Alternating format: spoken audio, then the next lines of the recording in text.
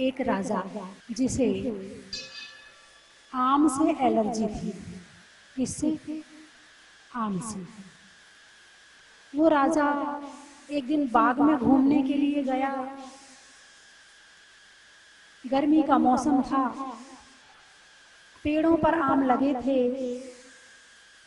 राजा का जी ललचा गया। राजा का जी ललचा गया आम को देखकर। आम उसे बड़े प्रिय थे। वो आम के पेड़ के नीचे जाके बैठ गया। मंत्री ने कहा, महाराज आप यहाँ ना बैठे, आम आपकी जिंदगी ले सकता है। आम से आपको एलर्जी है और इतनी एलर्जी है कि आपकी मृत्यु हो जाएगी। राजा ने कहा, बैठे ही तो हूँ, खा थोड़ी रहा हूँ। ठीक है। थोड़ी देर के बाद राजा उठा और जो आम के गुच्छे लटक रहे थे उन्हें छूने लगा। तो मंत्री ने फिर मना किया, महाराज आप ऐसा ना करें, ये आम आपको नुकसान करते हैं, आपकी मृत्यु हो जाएगी। बोले, छू तो ही रहा हूँ, खा थोड़ी रहा हूँ। बड़े ध्यान से देखे जा रहा। मंत्री ने कहा, महाराज इसे आप मत देखो, देखने के बाद आपका मन ललचा जाएगा। बहुत निवेदन के, लेकिन राजा नहीं माना। और राजा ने फिर आम तोड़ा। आम तोड़ के फिर नीचे बैठ गया आम के पेड़ के, उसे ऐसे ऐसे छूने लगा। मंत्री ने फिर मना किया, राजा फिर नहीं माना। आखिरकार राजा ने आम खा लिया और राजा मर गया। सबसे पांचों इंद्रियों में आम सबसे पहले किसने देखा था? नाक ने, कि कान ने, कि मुंह ने, किसने देखा था? आंख ने। मेरे कहने का मतलब समझो कि आंख जो है वो सबसे ज्यादा सक्रिय है। पूरी पांचों इंद्रियों में सबसे ज्यादा सक्रिय इंद्री कौन सी है? आंख। आप मुंह से दिन भर खाते नहीं हो, कान से दिन भर सुनते नहीं हो, नाक से दिन भर सूंघते नहीं हो, शरीर से दिन भर काम नहीं करते हो, लेकिन आंख से पूरे दिन देखते रहते हो। यदि बाहर का सबसे ज्यादा विषय हमारे आत्मा के अंदर जाता है तो आंख के माध्यम से जाता है। पहले रेडियो चलते थे, अब बंद हो गए। क्यों बंद हो गए रेडियो? इसलिए बंद हो गए कि आंख से देखने वाला आ गया, कि आंखों से भी दिख रहा है, कानों से भी सुन रहा है। जब तक आंखों से नहीं देखो तब तक तृप्ति नहीं होती है। रेडियो था, ठीक है, रेडियो एक कान अकेले में सुन लेता, हो गया, आंखों से थोड़ी दिखता है। लेकिन जब तक आंख से ना दिखे मन को शांति नहीं मिलती। किसी की आवाज सुनी है, जब तक उसे आंखों से ना देख लो, ढूंढते रहो कहाँ है, कौन है, कैसा है। घर में कहीं आवाज आई है, किसी कमरे में आवाज आई, जाके देखोगे, आवाज सुनाई पड़ी, उससे तृप्ति नहीं हुई। आंखों से जाकर के देखो। आंख पूरे शरीर की मुख्य इंद्री है। मुख तो अपनी अपनी जगह सारी है, लेकिन देखा जाए तो जितना बाहर का विषय है वो आंखों के माध्यम से अंदर जाता है। फैशन किसके लिए करते हो? कान के लिए, नाक के लिए, किसके लिए करते? मुंह के लिए। फैशन किसके लिए करते हो?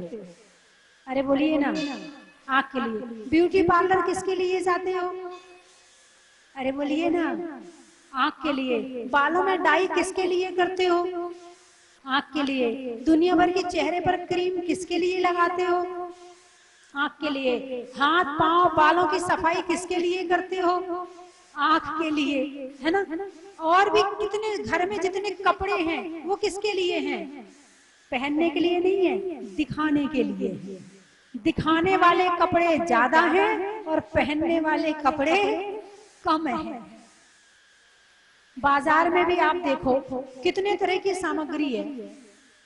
वहां पर खाने की दुकान कितनी है, पहनने की दुकान कितनी है, और तुम्हारी एसी कूलर की दुकान कितनी है, और क्रीम पाउडर की दुकान कितनी है, और कपड़ों की दुकान कितनी है।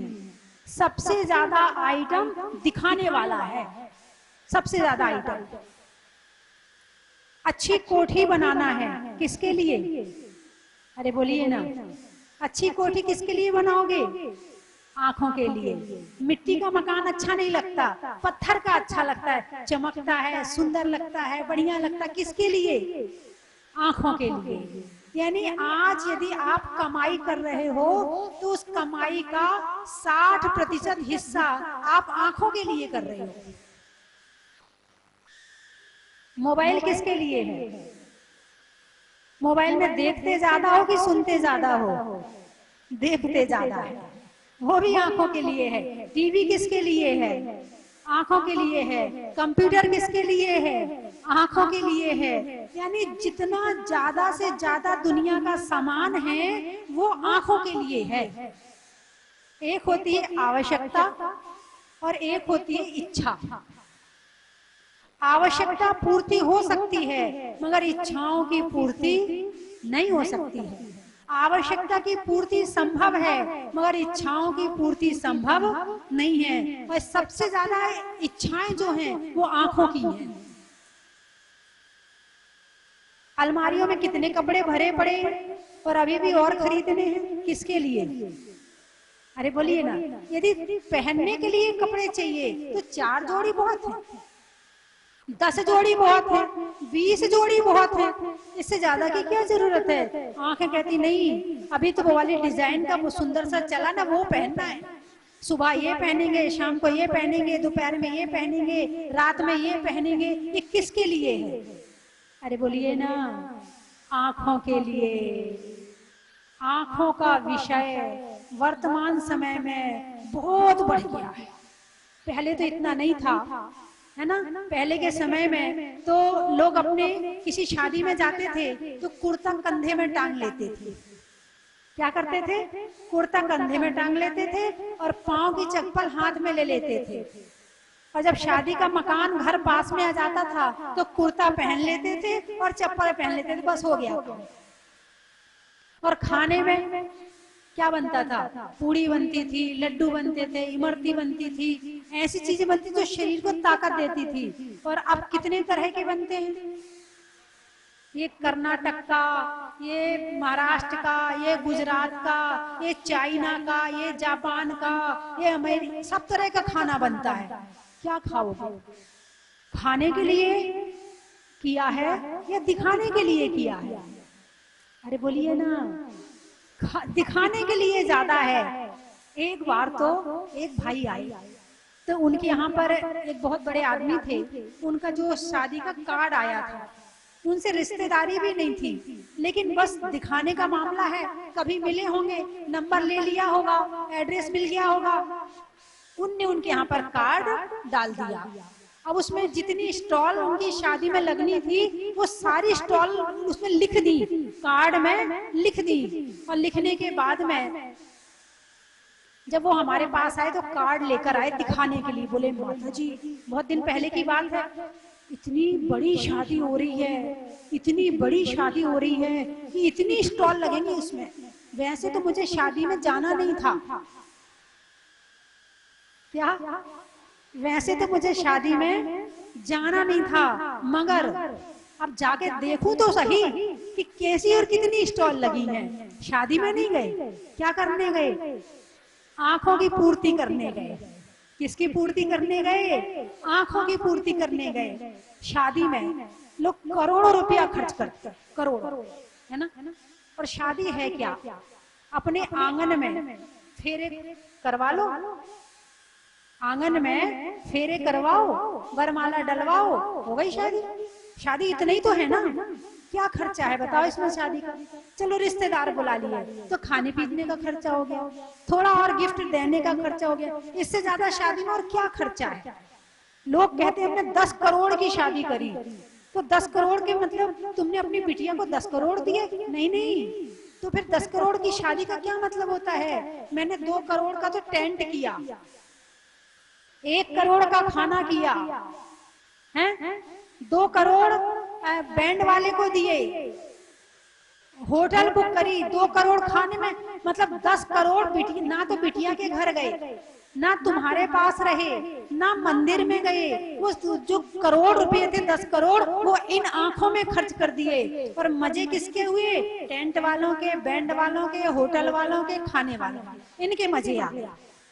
और तुमने कहा हमने बहुत अच्छी शादी करी, इसमें अच्छी क्या है वो बताओ मुझे। अभी यहाँ भी मुझे बता रहे थे, बोले सोनागिर में 5-7 लाख रुपए में पूरी शादी हो जाती है। मैंने कहा 5-7 लाख, लोग तो करोड़ों खर्च करता, तुम्हारे यहाँ 5-7 लाख में कैसे शादी हो जाती? बोले हमारे यहाँ की वरमाला, खाना हमारा, टेंट हमारा, बैंड हमारा, सब हमारा, केवल दूल्हा दुल्हन को लाओ और शादी करके ले जाओ 5-7 लाख रुपए में। बस वही बात है, जितना दिखावा होटल में होता है उतना दिखावा यहाँ नहीं होता होगा। ऐसे वहाँ जहाजपुर में भी एक व्यवस्था कर दी है, वहां भी लोग आते हैं और शादी करके 2-4 लाख में काम हो जाता है। तो दिखावा दिखावा कम करेंगे तो जिंदगी में कम खर्चे होंगे, और दिखावा जितना ज्यादा करेंगे उतने ज्यादा खर्चे होंगे। अब लोग दिखावा करने के लिए फैक्ट्री खोल ली, ठीक है, अब फैक्ट्री, पैसे तो थे नहीं, क्या किया फिर? लोन ले लिया। अब फैक्ट्री बढ़िया खोली है तो बढ़िया गाड़ी भी होनी चाहिए, तो बढ़िया गाड़ी भी खरीद ली, है ना। अब उसमें ड्राइवर भी चाहिए, अब अच्छी गाड़ी है, ड्राइवर है, फैक्ट्री है, तो कोठी भी बढ़िया चाहिए रहने के लिए। अब उस पैसे तो है नहीं बनाने के लिए, फिर क्या किया? लोन ले लिया, ठीक है। अब तुम्हारी मकान कोठी भी अच्छी बन गई, उसमें अब एसी भी लगा लिया, कूलर भी लगा लिया, जिस हिसाब की कोठी है उस हिसाब का सामान चाहिए। अब तुमने वो भी जमा लिया लोन लेके। अब सुबह से शाम तक टेंशन में, किसमें? टेंशन में कि सबसे पहले तो ब्याज भरना है, चुकाना तो बाद में, पहले तो ब्याज भरना है। अब खाने का खर्चा कितना, दिखाने का खर्चा कितना, और टेंशन कितनी। उधार लेके दिखावा तो कर लिया, लेकिन अंदर की जो आत्मा थी वो खत्म हो गई। किसके चक्कर में? अरे बोलिए ना, दिखावे के चक्कर में। उतने पैर पसारिए जितनी लंबी सौर, सौर यानी चादर। अपने आप को ज्यादा दिखावे में रख करके अपनी आत्मा को खत्म नहीं करना चाहिए। ये मान कषाय और ये आंखों का विषय इतना ज्यादा हो गया, वाह क्या बात है, वाह, बस यही सुनने के लिए तुम करोड़ों खर्चा कर देते। और करते क्या हो? जब ज्यादा खर्चा करते हो तो लोग पता क्या कहते हैं? बहुत आ रहा है, बहुत भरा पड़ा, देखो दिखा रहा है। वो तुम उनसे सहन नहीं होता, तुम करते जरूर हो मगर उनसे सहन नहीं होता है। वो फिर भी कहेगा हाँ लुट रहा है, लुटा रहा है, देखो कहीं अच्छी जगह नहीं लगा सकता, यहाँ लुटा रहा है हम लोगों को। अच्छा भाई तुमने खर्चा नहीं किया, पैसा बहुत था और खर्चा नहीं किया, कंजूस, इतना भरा पड़ा है फिर भी कुछ नहीं किया। ना तुम्हें यहाँ छोड़ेंगे ना तुम्हें यहाँ छोड़ेंगे, तुम उतना करो जितनी जरूरत हो, उतना करो जितनी जरूरत हो। एक कहीं सुना था मैंने कि एक जगह एक जनों ने शादी करी, बहुत बहुत बड़े अमीर थे, उन्होंने शादी करी, तो शादी तो करी उन्होंने मंदिर में, और जो पैसा होटल उधर उधर जो लगाना था उस पैसे से उन्होंने 100 फ्लैट बनवा दिए। क्या किया? सूरत में 100 फ्लैट बनवा दिए, और 100 फ्लैट बनवा के फिर उन्हें शादी में बुलाया और सबको उनकी चाबी पकड़ा दी, लो हमारे यहाँ की शादी का ये गिफ्ट है। अब वो अजर अमर हो गया, जब तक वो मकान रहेगा, जब तक उसमें रहने वाला रहेगा, तब तक उनके गुण गाएगा, उनके गीत गाएगा। पैसा तो जाना था, होटल वाले को नहीं दिया, टेंट वाले को नहीं दिया, बैंड वाले को नहीं दिया, खाने वाले को नहीं दिया, किसको दिया? जिसको जरूरत थी, जिसके पास मकान नहीं थे। शादी करी तो ऐसी करी। तो दिखावा किसका विषय है? आंखों का। पुद्गल पंच वरण रस गंध दो फरस वसु जाके हैं। पुद्गल के गुण अलग हैं और आत्मा के गुण अलग हैं, लेकिन अलग गुण वाली आत्मा, रंगहीन आत्मा रंगों में उलझ गई है। किसमें उलझ गई है? रंगों में, ऊपर से नीचे तक पूरी मैचिंग। बाल में क्लिप लगाना है वो भी मैचिंग का, कान में बाले पहनना है वो भी मैचिंग के, लिपस्टिक लगानी है वो भी मैचिंग की, कपड़े मैचिंग की, और चप्पल अरे बोलिए ना, इंसान के बस में अपने शरीर का कलर बदलना नहीं है, नहीं तो वो अपनी कलर भी, चेहरा भी बदल लेता, वो भी पोत लेता, उस कलर का कर लेता मैचिंग में। और जो पर्स होता है, हमारे जय कुमार जी इशारा कर रहे हैं, पर्स वो भी मैचिंग का, और चश्मा मिल जाए तो फिर क्या कहना है। सारी मैचिंग तो कर ली, लेकिन जिसे मैच करना चाहिए आत्मा को, उसको छोड़ दो। आत्मा के रंग से रंगो।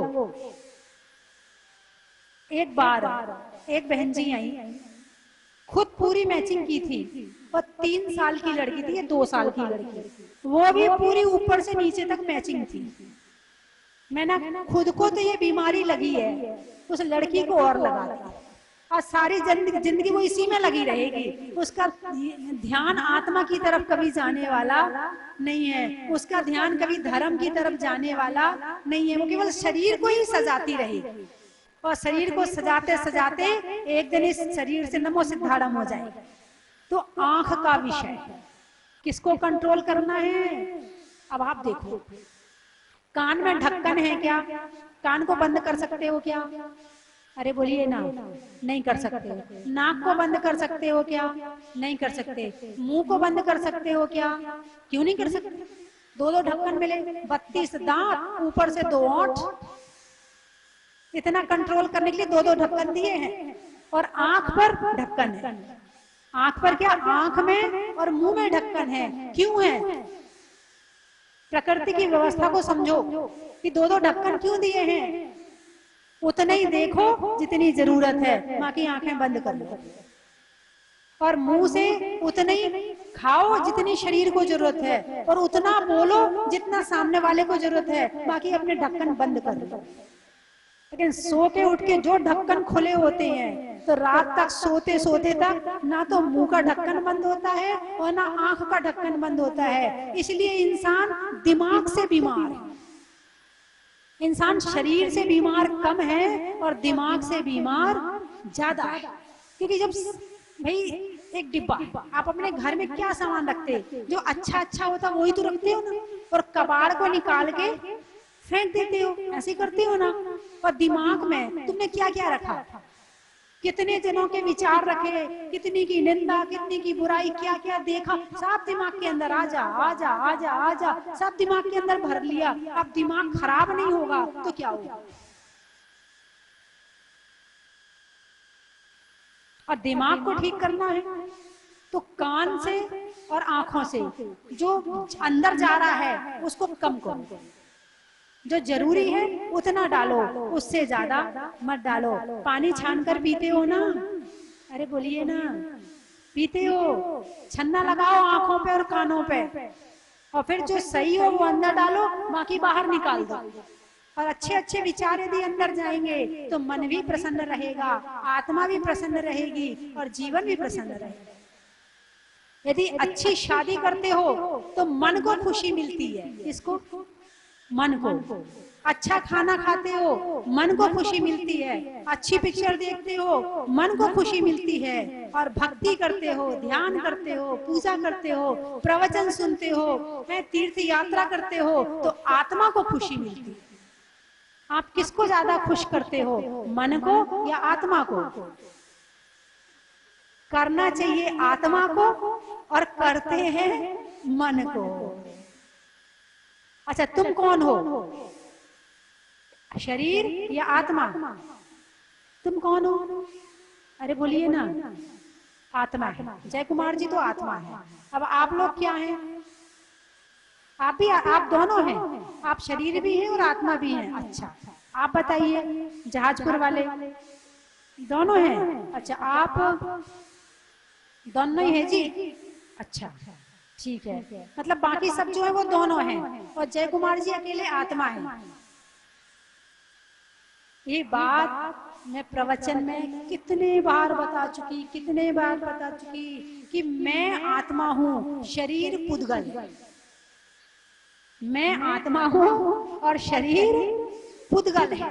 पुद्गल अलग है और आत्मा अलग है। जैसे एक लोहे का गोला है, लोहे का गोला, उसको अग्नि में डाल दो, क्या हुआ? गर्म हो गया, हुआ कि नहीं हुआ? अब लोहे के गोले को बाहर निकालो। अब गोले में लोहा अलग है और अग्नि है कि नहीं, ये बताइए मुझे। अग्नि है, लोहा है, हाँ या ना? अग्नि है और लोहा है। अग्नि अलग है और लोहा अलग है, लेकिन उस जो अग्नि है उसके अंदर ऐसी क्षमता है कि वो लोहे के अंदर समा जाती है। उसको अलग से रखने के लिए जगह नहीं लानी पड़ती है कि अब लोहे को थोड़ा सा खिसकाया फिर बीच में अग्नि आई, ऐसी जगह नहीं लेनी पड़ती है। वो उसके कण कण में व्याप्त हो जाती है। किसमें? लोहे के कण कण में अग्नि व्याप्त हो जाती है। अब आपने देखा होगा कि जो लोहार होता है वो ठोकता है। कब ठोकता है लोहे को? जब गर्म हो जाता है, गरम लाल कर लेता है, फिर उसे ठोकता रहता है। तो उसमें कौन पिट रहा है? लोहा पिट रहा है या अग्नि पिट रही है? पिटना तो लोहे को था, लेकिन अग्नि ने लोहे की संगति करी तो अग्नि भी पिट रही है। ऐसे ही हमारा शरीर पुद्गल है और इसके रोम रोम में आत्मा के प्रदेश व्याप्त है। किसके? इस शरीर के रोम रोम में आत्मा के प्रदेश व्याप्त हैं। अच्छा, जब कुछ बाहर से गड़बड़ होता है तो ये आत्मा पिटती है या शरीर पिटता है? यदि कोई किसी को पीट रहा है तो कौन पिट रहा है? शरीर पिट रहा है, आत्मा नहीं पिट रही। ये आ ऊ कौन करता है? चिल्लाता कौन है जब पिटता है? तो शरीर आत्मा ने कर्मों की संगति करी तो उसकी वजह से आत्मा को पिटना पड़ रहा है। किसकी वजह से? शरीर की वजह से। शरीर क्यों मिला? कर्मों के कारण। कर्म है तो शरीर है, कर्म नहीं है तो शरीर भी नहीं है। हमारे जो सिद्ध भगवान है वो सिद्धालय में है, वो उनका शरीर छूट गया है, वो शुद्ध आत्मा बन गए हैं, वो शुद्ध आत्मा बन गए हैं, है ना? तो आत्मा इस शरीर के रोम रोम में व्याप्त है। शरीर अलग है, आत्मा अलग है, लोहा अलग है, अग्नि अलग है ना? जब इस शरीर से आत्मा निकल जाती है तो जैसे लोहे से अग्नि निकल जाए तो ठंडा हो जाता, ऐसे इस शरीर से आत्मा निकल जाए ये भी निष्क्रिय हो जाता है। इसमें गर्मी कब तक है? बोले हाथ गर्म है, बोले पैर गर्म है, बोले गर्म तो रहने चाहिए। शरीर के कुछ स्थान ऐसे हैं जो हमेशा गर्म रहते हैं। कब तक ये गर्म रहेंगे? अरे बोलिए ना, जब तक इसमें आत्मा है, यानी कितनी भी ठंड लग जाए लेकिन कुछ स्थान तो हमेशा गर्म रहेंगे। कब तक? जब तक आत्मा है। और जैसे ही इसमें से आत्मा निकली फिर ये पूरा ठंडा पड़ जाएगा। लोग कहते हैं ना वो ठंडे हो गए, कहते नहीं कहते? क्या कहते हैं? वो शांत हो गए। क्या कहते हैं? मतलब पहले शांत नहीं था, अब शांत हुआ है। क्या? पहले शांत नहीं था, अब शांत हुआ है। मतलब पहले अशांत था, अब शांत हुआ है। और शांत होने के लिए शांत शब्द लिखो, शांत की एक मात्रा हटाओ, क्या बचा? संत। संत में एक मात्रा लगा दो, क्या हो गया? शांत। पुरुषार्थ किसके लिए करना है? शांत होने के लिए करना है। किसके लिए करना है? जो जीते जी शांत हो जाता है वो साधु बन जाता है और संत बन जाता है। जो जीते जी शांत हो जाता है वो संत बन जाता है, साधु बन जाता है। और जो जीते जी उठा पटक में लगा रहता है वो अशांत रहता है, वो मर के शांत होता है। और यहाँ तो शांत शरीर हो गया है, वो नहीं हुआ है, वो कहीं और जाके उठा पटक कर रहा है। वो यहाँ की उठा पटक छूट गई क्योंकि शरीर छूट गया। अभी वो उठा पटक कहीं और चल रही है, जहां वो चला गया किसी और शरीर में चला गया, अब वहां उठा पटक कर रहा है। तो बंधुओं, पुद्गल पंच वरण रस गंध दो फरस वसु जाके हैं। पुद्गल पंच वरण, पांच वर्ण, पांच तरह के रंग होते हैं। क्या होते हैं? पांच तरह के रंग होते हैं और उन रंगों में जिंदगी निकल जाती है। ये रंग नहीं, ये रंग, ये रंग नहीं, ये रंग है। आजकल के पहले तो तुम लोग कम से कम बहुत बड़े हुए ना, उसके बाद रंगों का ज्ञान हुआ। आजकल के वो छोटे छोटे बच्चे कपड़ा पहना, ये नहीं पहनना, ये नहीं पहनना, ये नहीं पहनना, फेंक देते, ये रंग अच्छा नहीं लगता। यानी उन बच्चों में ये इच्छाएं अभी से इतनी जागृत हो गई हैं, ये बड़े होकर कहाँ पहुंची। तुम्हें जो चीज 25 वर्ष में मिली थी, उन्हें वो चीज 5 साल में मिल गई। अब वो 25 साल में क्या करेंगे? तुम्हें आशा थी, 5 साल में वो चीज चाहिए थी, मिली नहीं। इंसान की 2 आंखें, कितनी आंखें? 2 आंखें, ठीक है। धर्म को भी 2 आंखों से देखा जाता है, एक व्यवहार और एक निश्चय। धर्म को भी 2 आंखों से देखा जाता है, व्यवहार और निश्चय। व्यवहार में शरीर मेरा है, मकान मेरा है, घर मेरा है, परिवार मेरा, ये व्यवहार। निश्चय में मेरा कोई भी नहीं है, मैं अकेला था, अकेला हूं और अकेला रहूंगा।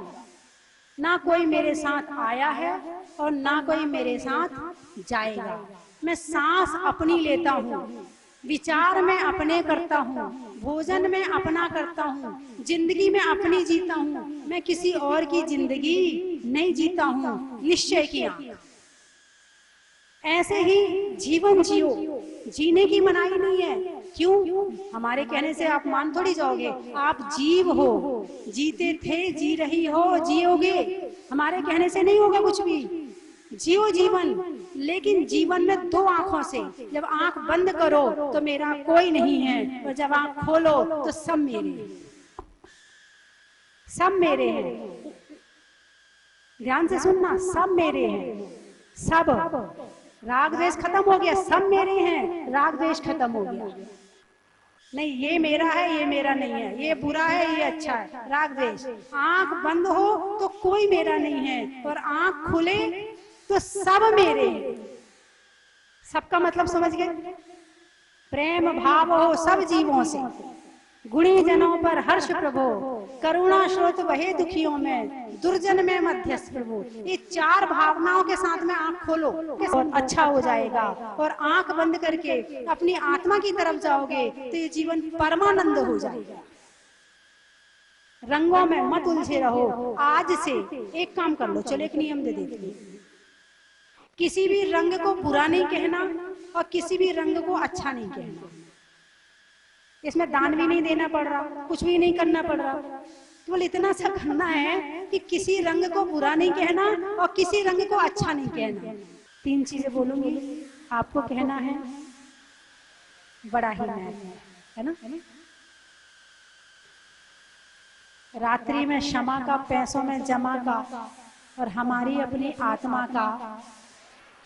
पेड़ में तने का, अनाज में चने का, और अपनी आत्मा को पहचानने का। शरीर में कान का, रहने में मकान का, और मंदिर जी में भगवान का। धर्म के संग का, अच्छे काम में नहीं करने में भंग का, और हमारी आत्मा जो है उसके होने में अरंग का। रिश्तों में नाना का, पुर्जों में पाना का, और आने वालों में गुहाना का। गाने में सुर का, नृत्य में नूपुर का, आने वालों में जयपुर का। पापड़ में खार का, बिजली में तार का, बिजली वाले बैठे, बिजली में तार का, और आने वालों में मुरार का। हाँसी झांसी से आए, अच्छा। कमाने में राशि का, दान देने में राशि का, राजा की दासी का, और आने वालों में हंसी का। फूल में कली का, तपस्या में बाहुबली का, और आने वालों में देवली का। फूलों में मोंगरा का, फूलों में मोंगरा का, और पेठे में आगरा का, और आने वालों में वसुंधरा का। अच्छा। रिश्तों में ससुर का, देवों में असुर का, और आने वालों में जाजपुर का। भगवान के गुणों में अनंत वीर्य का, शरीर में शीर्ष का, और बड़े गांव के पास, दिल्ली के पास में बड़े गांव में त्रिलोक तीर्थ का। कहाँ वाले रह गए? मेरठ मेरठ बोले तो चले गए। आप रुके, क्या बात है। जिसको मन में दृढ़ता हो वो रुक जाता है। वृक्षों में बटका, वृक्षों में बटका और लुहार में खटखट का और आने वालों में मेरठ का। हो गए सारे। चंडी का वृक्षों में बड़का, नहीं करने में गड़बड़ का और आने वालों में चंडीगढ़ का। सौभाग्य का दिन है कि गुजरे 2 माह से पूज्य स्वस्ति भूषणमती माता जी सोनागिर तीर्थ पे विराजमान है। स्वस्ति भूषणमती माता जी आज पूरे भारत ही नहीं विश्व के अंदर में आर्य का माता के अंदर में प्रमुख स्थान है। वो स्थान जिसका नाम आज पूरे विश्व में है, जहाजपुर। जहाजपुर के अच्छे कार्य मनसूरतनाथ भगवान जब प्रकट हुए, माता जी वहां से लगभग 20 किलोमीटर दूर देवली में विराजमान थी। माता जी को समाज वहां लेके गई और वहां जाने के बाद जो अच्छे हुआ है, जिस तरह का आज वो तीर्थ का निर्माण हुआ है, उसकी जितनी प्रशंसा नहीं, जितने माता जी के पुण्य की अनुमोदना की जाए उतनी कम है। माता जी ने सत्संग के साथ लगातार वहां पे 8 चातुर्मास वहां किए, 8 चातुर्मास करके और आज भारत का मतलब शायद देखिए पूज्य अन्य जो संघ के आचार्य जो भी हैं वो भी बहुत जगह तीर्थ बन रहे हैं, पर एक आर्य का माता के द्वारा एक इतने बड़े तीर्थ का निर्माण होना और वो भी सिर्फ भगवान के प्रकट होने के 5 से 6 साल के अंदर विशाल का 5 साल के अंदर में विशाल का मंदिर बना, शानदार वहां पे 150 कमरे की बढ़िया धर्मशालाएं बनी, वहां की भोजनशाला के लिए, चूंकि हम भी वहां पे माता जी के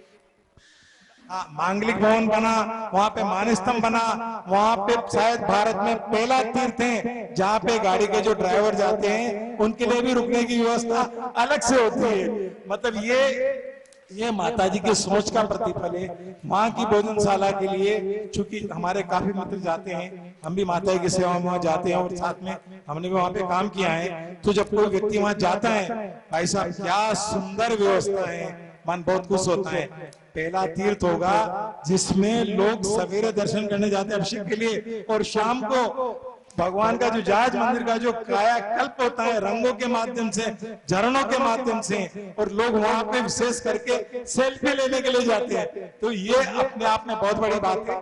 माता जी ने पुरातन को एवं आधुनिकता दोनों का संगम करते हुए जो समाज के ऊपर उपकार किया है, वो युग और आने वाले अनेकों युग जब तक जहाजपुर का मंदिर है, जब तक माता जी के ऋणों को समाज कभी भी नहीं भूल सकता है। माता जी ने वहां पे सर्दी गर्मी बरसात, आज हमें जो दिख रहा है बहुत आसान लग रहा है, पर पूज्य माता जी ने वहां पे कितनी सारी वहां की जो भी परिस्थितियां थी वो इतनी अनुकूल नहीं थी, ऐसा नहीं है। इस तरह से आज जो वहां जो राशि आ रही है वो माता जी की सूझबूझ, माता जी का पुण्य एवं मनसूरतनाथ भगवान का चमत्कार मैं सभी का साथ में लेकर चल रहा हूं। मगर जिस तरह से आज मेरा जहां तक ख्याल है वहां 100 करोड़ से ज्यादा की राशि, और ऐसा नहीं है कि माता जी कहीं मांगने के लिए गए हो या उन्होंने किसी को कहा हो, हम भी कम से कम 5-50 बार माता के दर्शन किए, माता जी ने कभी नहीं कहा कि आप यहाँ पे दान करो। ये माता जी का पुण्य है। वहां शायद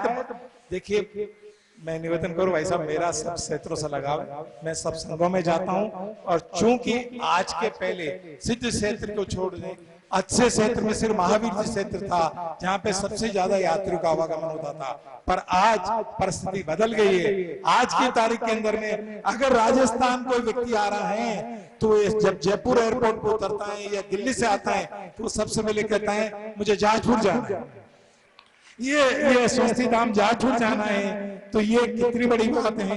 अध्यक्ष बहराइच जैन समाज बहराइच से श्रावस्ती 40 किलोमीटर दूरी पे है।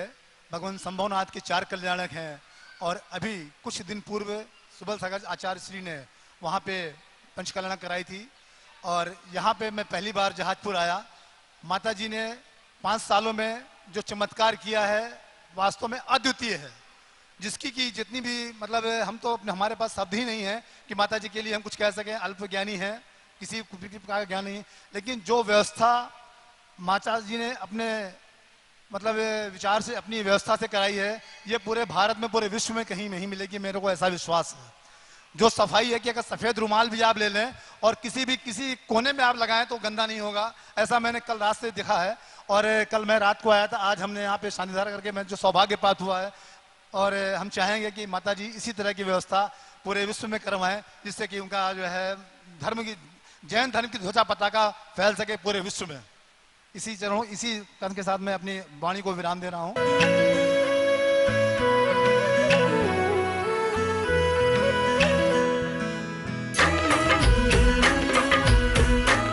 चन की थाल को सजाओ रे आज, रत्नों की थाल को भर लाओ रे आज। आओ आओ करे रे गुणगान आरती भगवन की, आओ आओ करे गुणगान आरती भगवन की। आओ आओ करे रे गुणगान आरती भगवन की।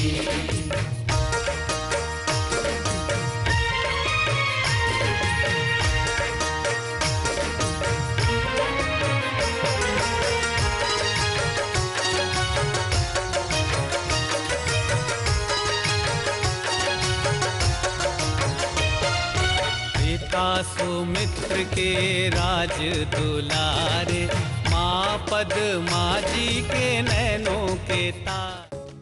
परम विदुषी लेखिका गणिनी आरिका रत्न श्री 105 स्वस्ति भूषण माता जी, जिन्होंने मात्र 20 वर्ष में 100 से भी अधिक किताबें लिखकर जैन समाज को अनूठा योगदान दिया है। बड़े बड़े विधान जैसे कल्पद्रुम महामंडल विधान, सिद्ध चक्र महामंडल विधान, इंद्रध्वज महामंडल विधान एवं विशेष जिनपद, पूजांजलि आदि महत्वपूर्ण साहित्य बहुत ही सरल व सुबोध शैली में लिखे हैं, जिसमें गद्य एवं पद्य साहित्य भी समाहित है। इन महान साहित्यों को पढ़कर आप भी अपने ज्ञान का विकास कर सकते हैं। साहित्य प्राप्त करने हेतु आज ही संपर्क करें। संपर्क सूत्र 7906062500 9868345768।